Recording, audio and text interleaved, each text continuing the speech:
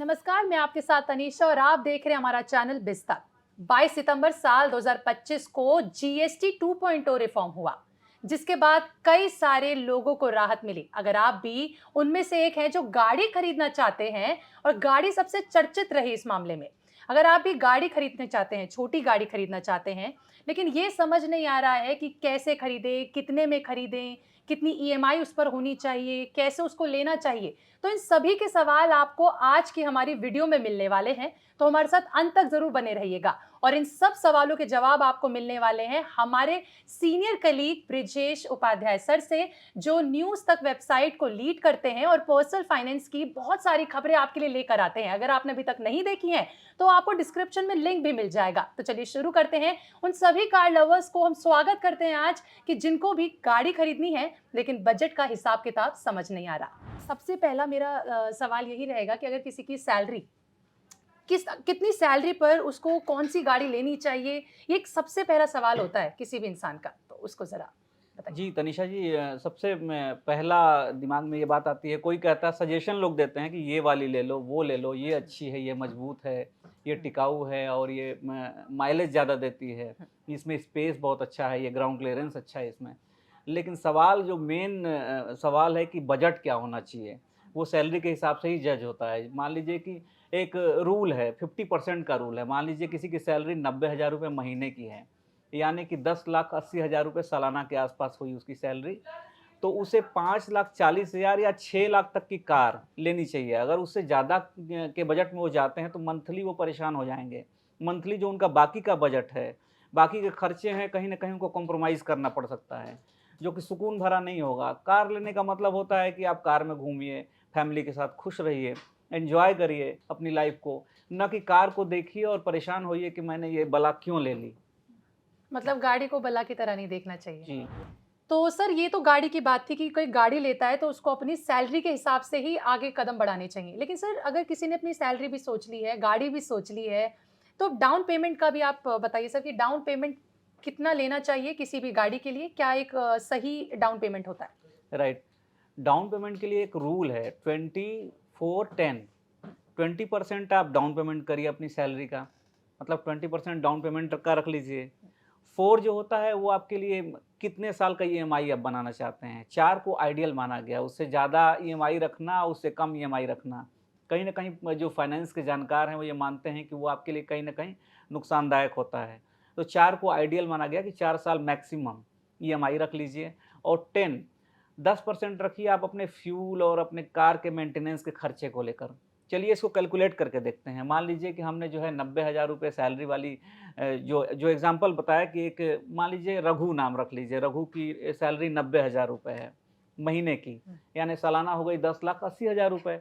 अगर उनको ये मतलब डाउन पेमेंट करना है तो वो इस सैलरी का 20% यानी मोटा-मोटी वो 2 लाख रुपए डाउन पेमेंट में डाल सकते हैं। मान लीजिए हुँ, उन्होंने 6 लाख की कार को परचेज़ करने का मूड बना लिया है, हुँ। तो 2 लाख रुपए डाउन पेमेंट कर दिया उन्होंने, 4 लाख रुपए की उन्होंने ईएमआई करानी है, उन्हें बैंक से लोन लेना है 4 लाख का, 4 साल का ईएमआई कराना है। मान लीजिए कि इस समय मोटा-मोटी 9% का हम ब्याज दर मान लेते हैं हुँ, बैंक, इसमें कोई 8.5 दे रहा है, कोई 8.9 दे रहा है, कोई 8.6 दे रहा है, तो 9% मान लीजिए ब्याज दर कार लोन पर। हुँ, तो अगर 9% ब्याज दर से कैलकुलेट करें, तो मंथली उनको 10,000 रुपए की ईएमआई पड़ेगी।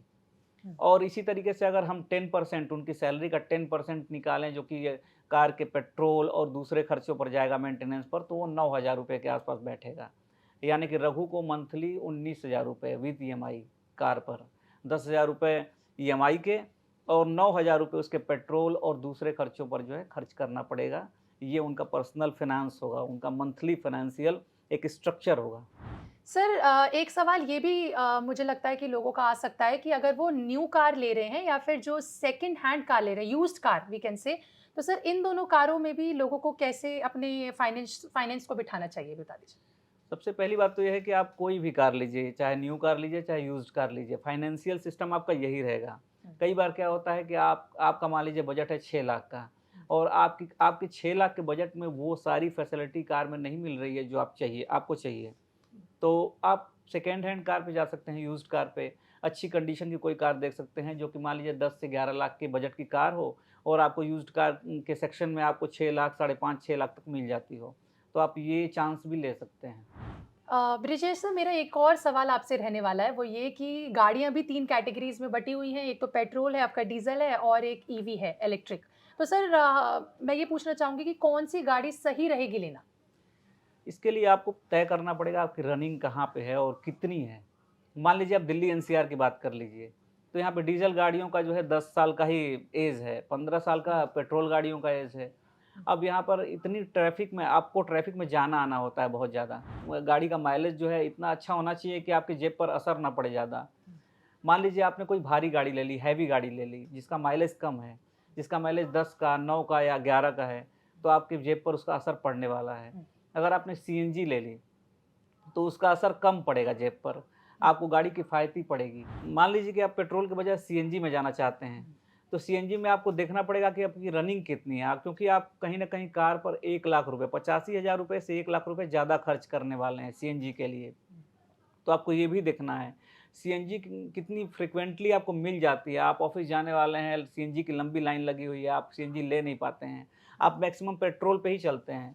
तो वहाँ आप सीएनजी के लिए 1 लाख रुपए एक्स्ट्रा दे रहे हैं कार पे और मैक्सिमम पेट्रोल पे ही चलना पड़ रहा है, तो आपको ये भी देखना पड़ेगा। डीज़ल के लिए आपको जैसा कि बताया कि आप दिल्ली एनसीआर में आप डीज़ल के लिए एक टाइम बाउंड है, तो आप उस पर ज़्यादा नहीं चल सकते डीज़ल के साथ।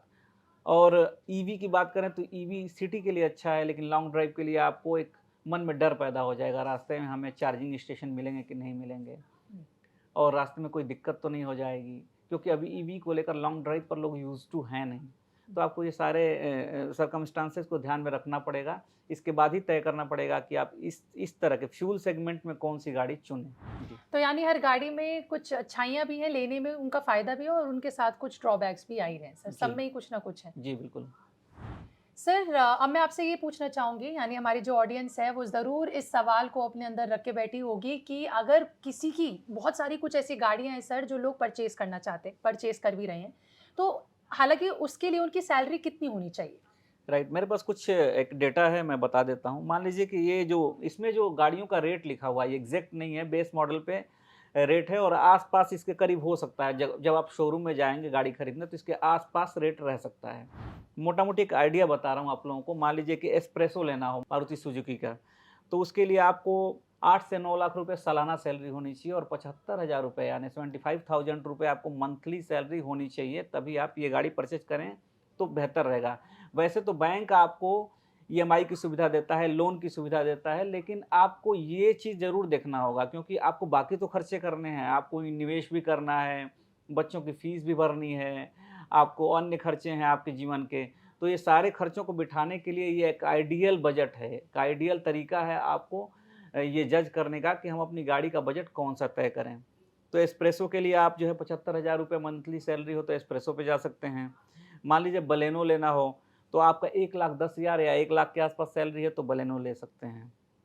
अगर टाटा पंच का मूड बना रहे हैं वो भी पेट्रोल का, तो आप भी इसी 1 लाख के आसपास की सैलरी हो तो टाटा पंच को आप परचेज़ कर सकते हैं। अगर 1,10 या 1,15 सवा लाख की सैलरी है तो आप सीएनजी में भी जा सकते हैं।